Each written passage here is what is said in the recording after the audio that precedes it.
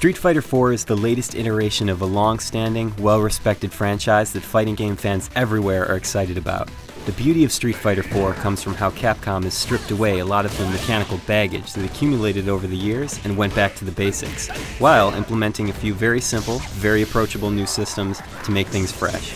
The result is an incredibly straightforward game that can be enjoyed on a number of levels.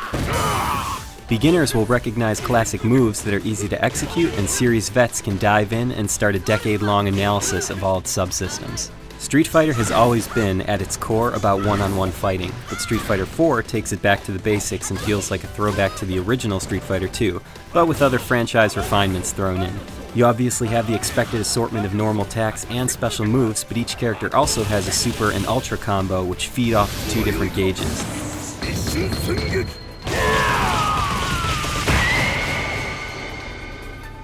The Super meter builds up as you fight, while the Ultra meter fills as you get hit.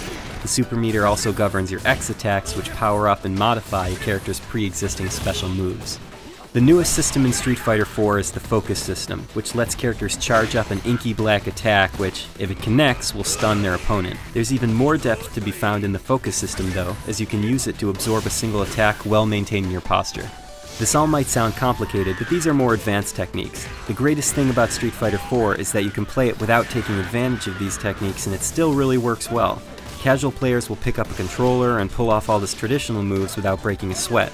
There are enough minute points to keep the experience incredibly rich for a long time.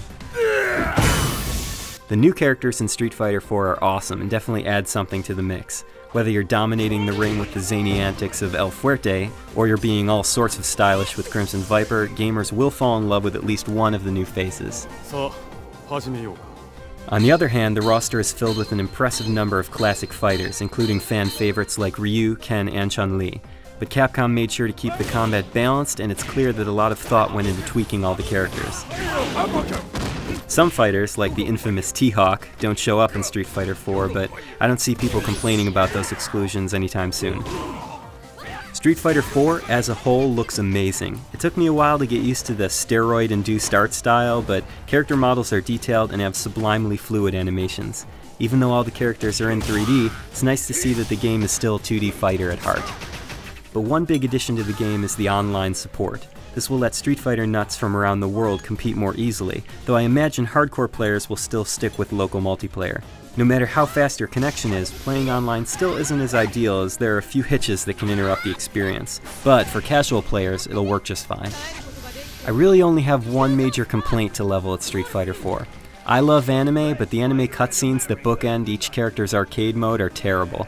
They tell you almost nothing about the story and they're poorly animated. I would have much preferred to see Capcom use the in-game engine for all its storytelling.